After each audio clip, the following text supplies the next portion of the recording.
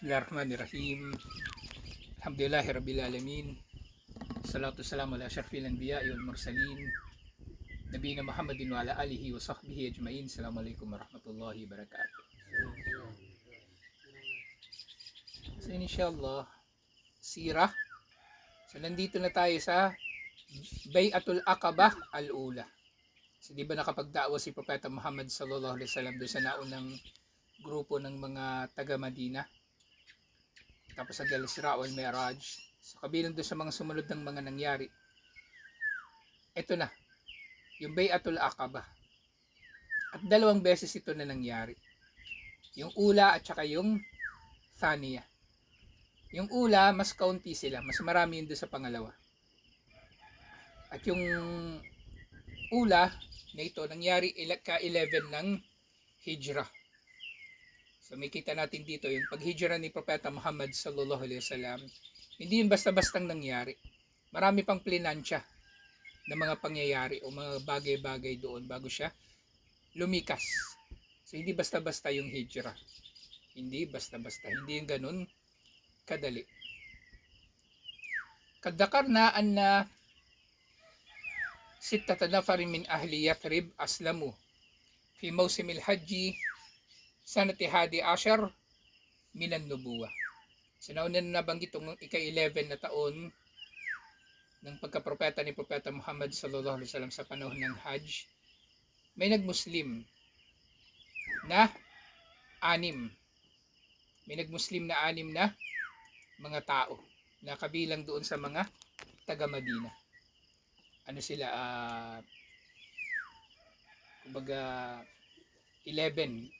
Sa ika-11 na taon sila nagmuslim. At dito sa ika-11 na taon na ito, diba, ika-10 taon yung yung Al-Isra wal Mi'raj, pagkamatay ni Khadija radhiyallahu anha. So, sa taon na ito nangyari din yung pagka, diba, ika-10. Tapos yung sunod na taon nangyari naman yung da'wa doon sa mga tao na yun dun sa Aqaba. Nawala yung recording ko. Ising ko muna ito.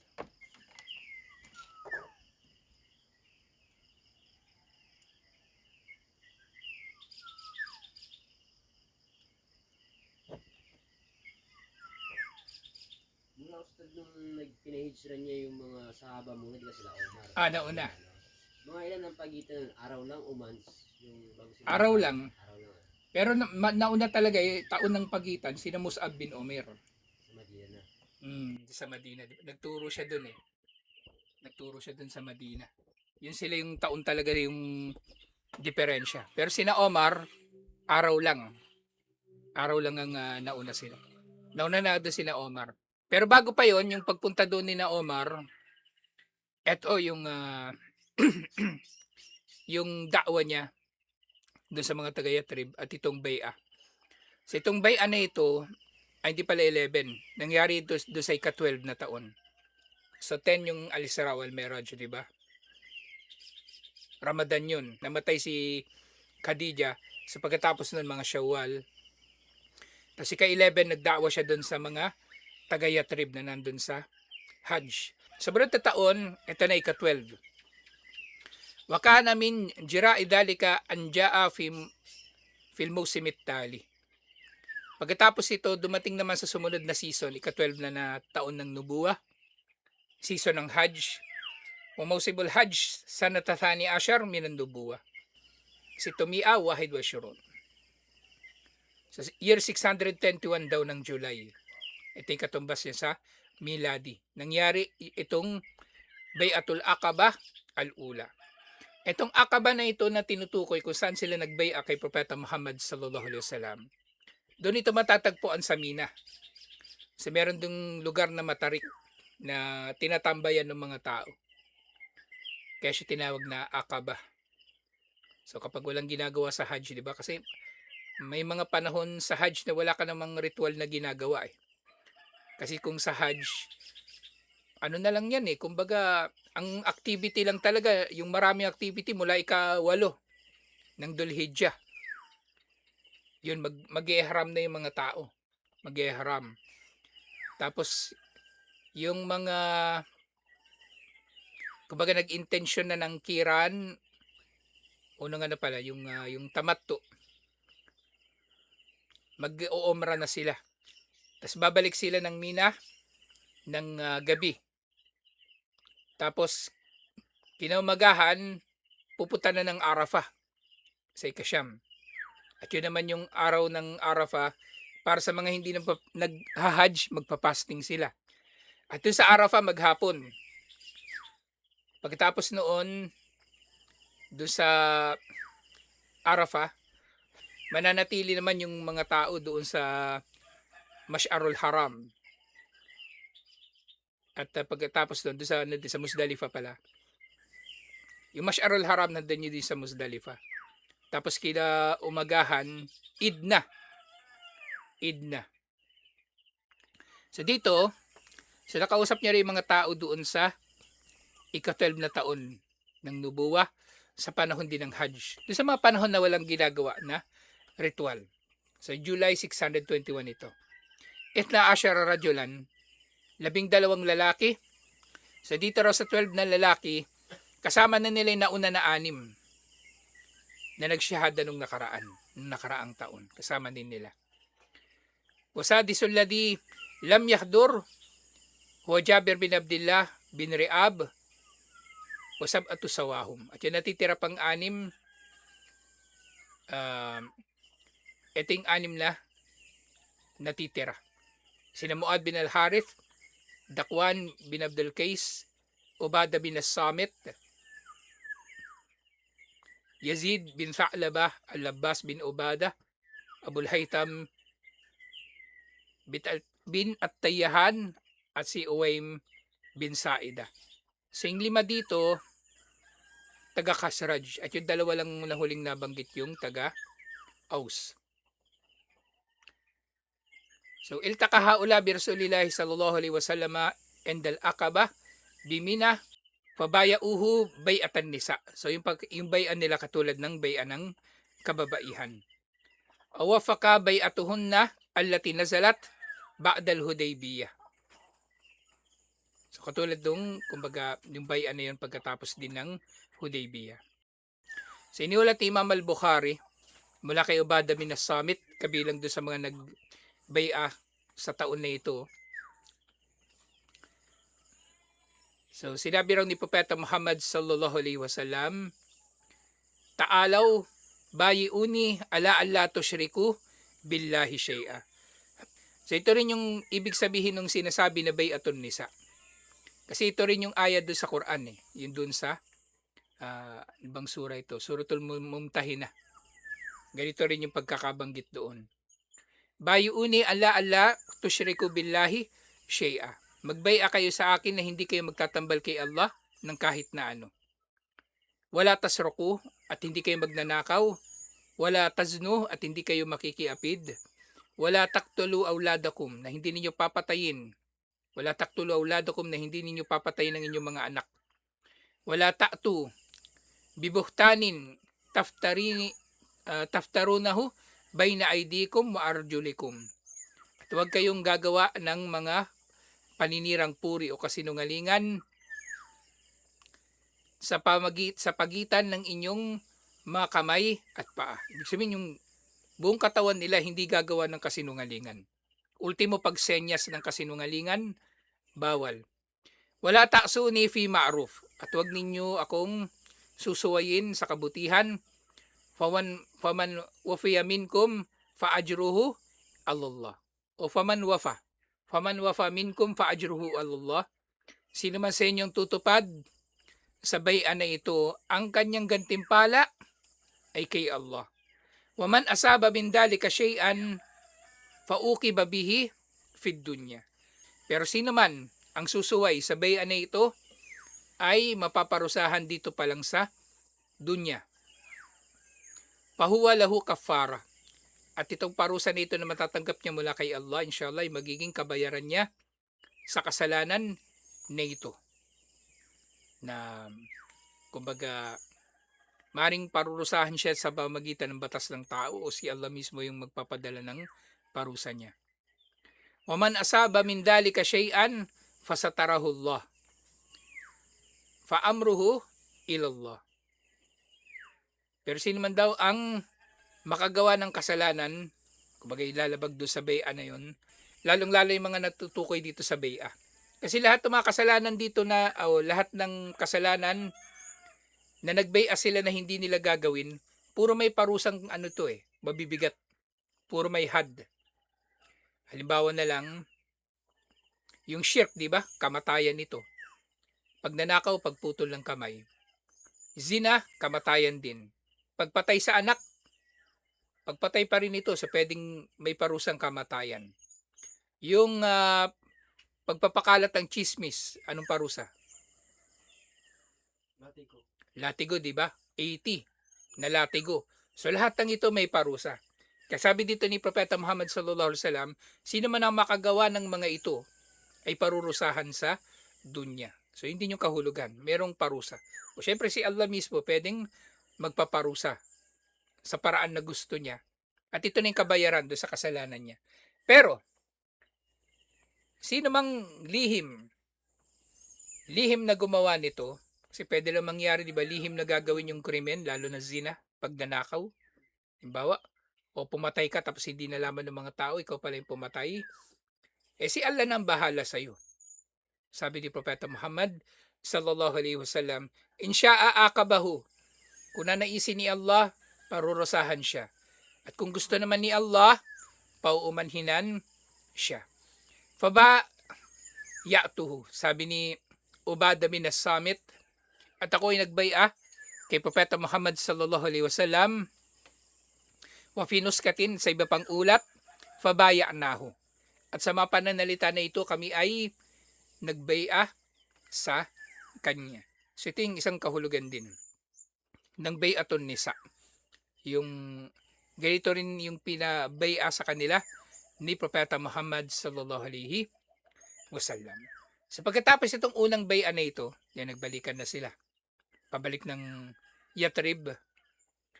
So ito na. Safirul Islam fil Madina. Nagpadala na si Propeta Muhammad sallallahu alaihi wasallam ng kauna-unahan niyang ambasador patungo sa Madina. So kailan ito nangyari? Ika-12 na taon. So, ibig sabihin mga 1 year bago maghijra si Propeta Muhammad sallallahu alaihi wasallam, may mga sahaba na sa Madina. Meron na. At sila ay nagturo doon sa mga tao. Wa ba'da an tammat al-bay'ah wantahal mausim ba'athan nabiyyu sallallahu alaihi wasallam ma'a haula'il mubayyi'in awwala safirin fi Yatrib. So pagkatapos ng bay'ah, pagbalik nila ng Yatrib, kasama na nila mismo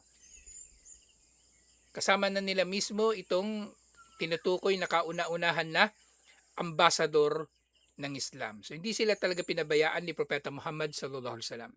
Nagpasama agad si Propeta Muhammad sallallahu alaihi wasallam sa kanila ng tagapagturo. At syempre baka liban pa rito, meron pang ibang mga nagtuturo na rin sa kanila. Pero itong Safir kasi na ito, yun nga si Mus'ab bin Umair, doon siya talaga tumira eh. So maaring may mga sahaba, bago pa ito, di ba may mga nagmuslim na nung 1 taon pa. Maaring sumasaglit lang sila doon, papasyal, dadaan. Pero dito, nandun na talaga tumira si Mus'ab bin Umair kasama nila. Liyu'allimal muslimina fiha syara'i al-Islam. Upang turuan daw mga Muslim na taga roon sa mga batas ng Islam, wa yufaqihuhum fid din, at ipaunawa sa kanilang relihiyon. Wa liyuquma binashral islami bainal ladina lam yazalu ala syirk. At para magda'wa daw do sa mga tao na taga Yatrib na nananatili sa syirk. Waktara lihadih safara syaban min syababil Islam min as-sabiqin al-awwalin wa huwa Mus'ab bin Umair al-Abdari radiyallahu anhu. So pinili niya yung isa sa mga pinakabata na mga nagmuslim, at actually kabilang siya sa mga naunang nagmuslim, si Mus'ab bin Umair al-Abdari radiyallahu anhu. At si Mus'ab bin Umair, nga, nalaman nating lahat, pinanganak siya sa mayamang pamilya. Mayaman sila. Pero nga, lahat ng yung yaman na yun, tinalikuran niya na siya ay nagmuslim. Ay, ang kamukha ni Proton sa Islam. Yun doon sa Uhud. Napagkamalan nila na napatay nila si Propeta Muhammad sallallahu alaihi wasallam nung napatay nila si Omer kasi pareho sila ng tindig. Umaring magkalapit nga din yung itsura nila. Kaya akala nila napatay nila si Propeta Muhammad sallallahu alaihi wasallam. Sa nga nazala Mus'ab bin Umair ala As'ad bin Zurara. Nang dumating din si Mus'ab bin Umair, tumira siya sa bahay ni As'ad bin Zurara. Wakada yubthanil Islam fi ahli Yathrib bijiddin wa hamasin. At silang dalawa din ay nagtulungan para magdakwa sa mga tao doon sa Yathrib nang may ibayong pagsisikap at disiplina. Wakana Mus'ab yu'raf bil mukri. At si Mus'ab nakikilala bilang mahusay sa pagbasa ng Quran. Kasi nauna nga siya sa mga nagmuslim. So maaring yung hanggang sa panahon na yun, lahat ng mga naipahayag na kabisado niya ni Mus'ab bin Umair. Wa min arwa ma yarwi min najahihi fi da'wa anna As'ad bin Zurara kharaja bihi yawman yuridu an dar bani Abdul Ashhal wa dar bani Dhafar.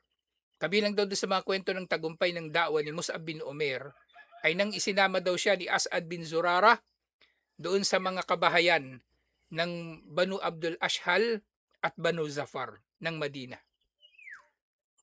So dinala siya doon para magda'wa. Fadakala fi haitim min hawaiti Bani Dhafar. At pumasok sila doon sa isa sa mga bakuran ng Banu Dhafar. Wajalasa ala bi'rin yukalu laha bi'ru marak. Naupo daw sila doon sa isang balon. Tinatawag nila bi'ru marak. Yung marak, ano nga ito yung marak? Sabaw. Yung sabaw ng sinigang tinola. Marak ang tawag doon eh.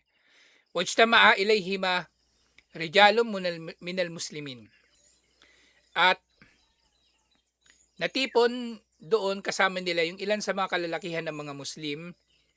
Wa Sa'ad bin Mu'ad wa Usaid bin Hudair sayyida qaumihima min Bani Abdul Ashhal yawma idin ala shirk. So habang nagtitipon daw sila doon, di ba? Naunang dumating yung mga Muslim. Kaya maganda sa da'wa. So bukod doon sa nagsasalita, susuportahan din ng mga Muslim yung da'wa. So nandun din yung mga nag-Muslim, naunang mga nag-Muslim sa Yathrib. Pero yung mga pinuno nung Banu Ashhal nung panahon na yon, si Sa'ad bin Mu'ad at si Hudair, Usaid bin Hudair, hindi pa sila Muslim nung panahon na yon. Falamma sami'a bidhalika qala Sa'ad li Usaid, nang narinig nilang dalawa yung da'wa ni Mus'ab bin Umair. Nandun sa Omar series eh. Yung nandun lang si Sa'ad bin Mu'ad nakatayo sa medyo malayo, may kalayuan. Nakikinig lang siya. So sabi niya kay Sa'ad, sabi ni Sa'ad kay Usaid, idhab ila hadainil ladaini kad ataya liyasaffiha dufa'ana fazjirhuma. Sabi daw ni Sa'ad bin Mu'ad, kumbaga hindi rin maganda yung unang pagtanggap niya sa Islam. Hindi rin siya agad-agad kumbaga na nagmuslim. Sabi niya dun kay Usaid, putahan mo nga yung dalawa na yun na nanlilin lang sa mga mahihinang kasama natin at pagalitan mo sila. Pagalitan mo nga sila. So siguro si Sa'ad mas mataas yung posisyon niya kaysa kay Usaid. Wanhahuma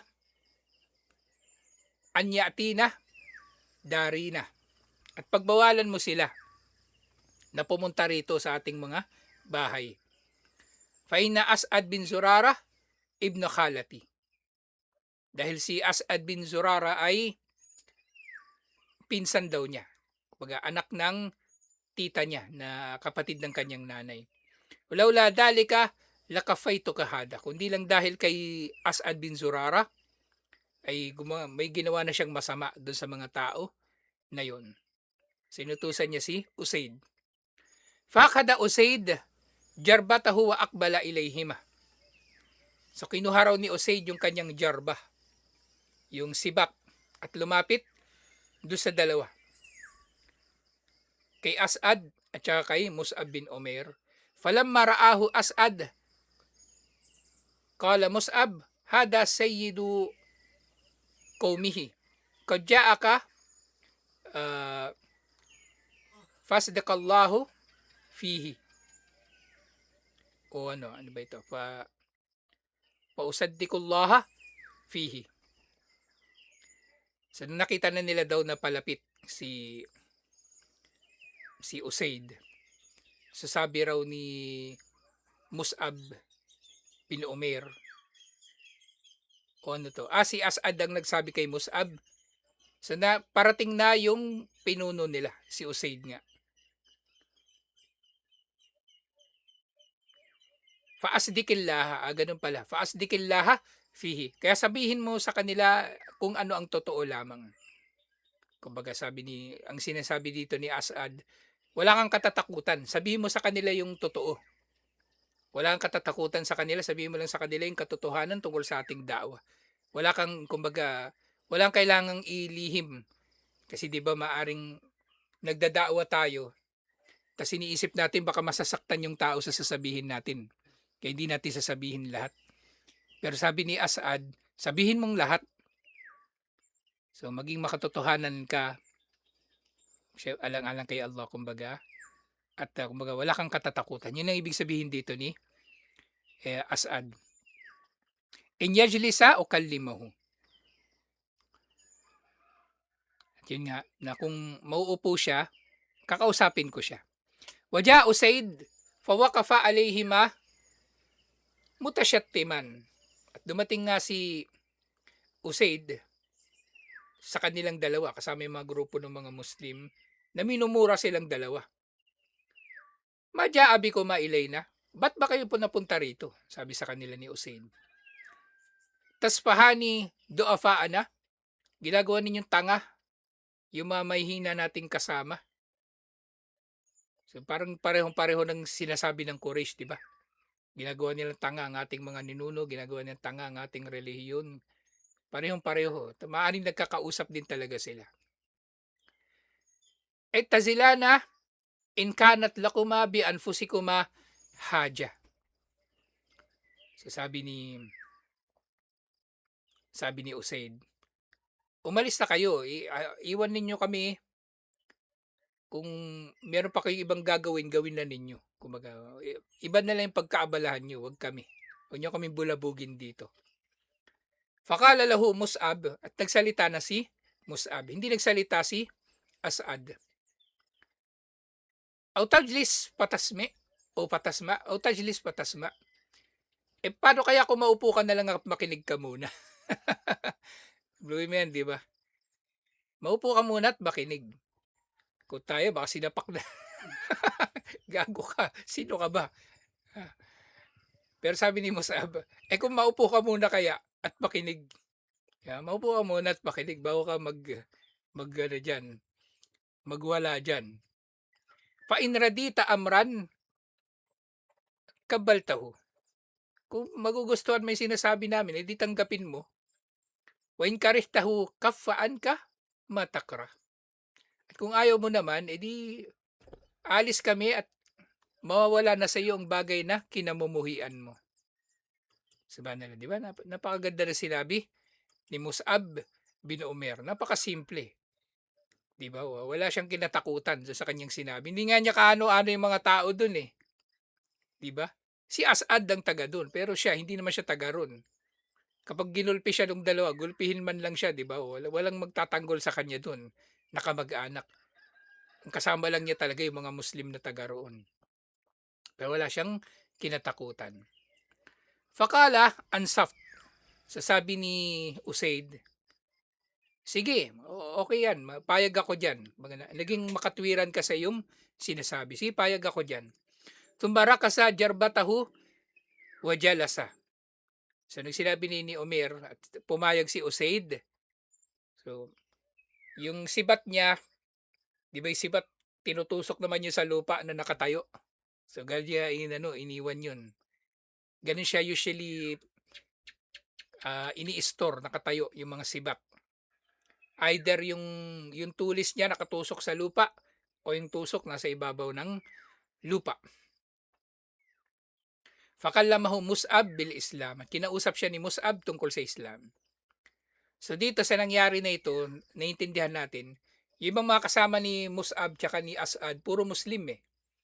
So si Usaid lang yung hindi Muslim. So nag-focus na si Mus'ab sa kanya. Watala alayhi al-Quran. At ito na naman, magandang halimbawa kung paano nagdaawa ang mga sahaba.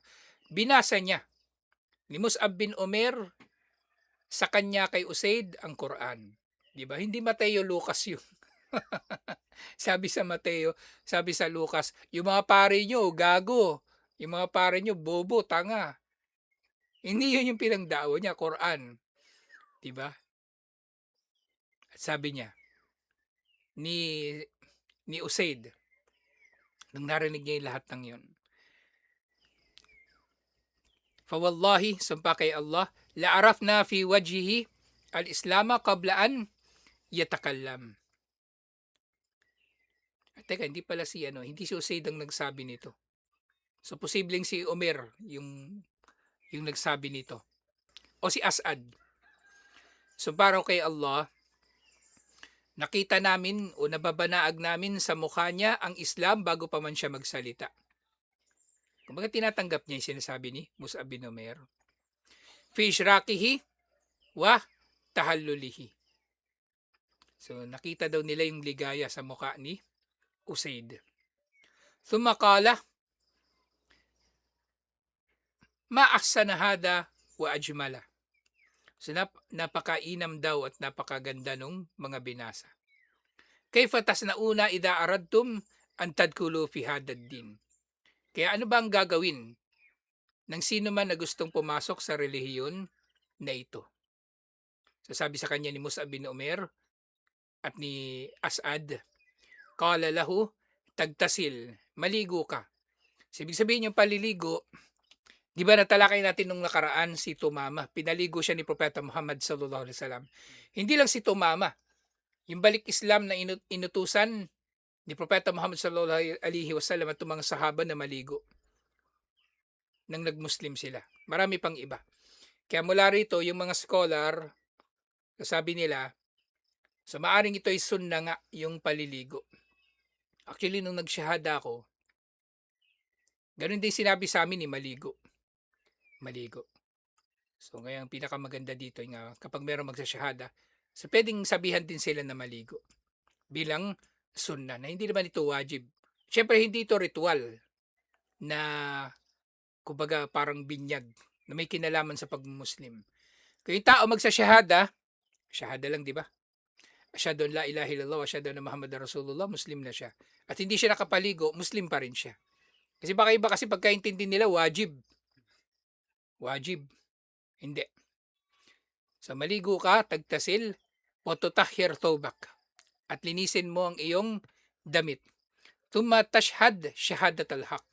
Oh, so nauna pa pala nilang pinagawa yung yung gusul dito kay Usaid. At sabi rin naman ng mga scholar, sa ganitong pagkakataon, maaring nung pagkakataon kasi na ito, junub sila. Kaya pinagpaligo muna sila bago sila pinasyahada. Maligo ka muna, bumalik ka, tapos magsyahada ka. So pagkatapos ito, saksihan mo ang pagsaksi ng katotohanan, tusalli rak'atain at magsala ka ng 2 rakaah. Siyempre sa pagkakataon na ito, ituturo na sa kanila kung paano ang sala.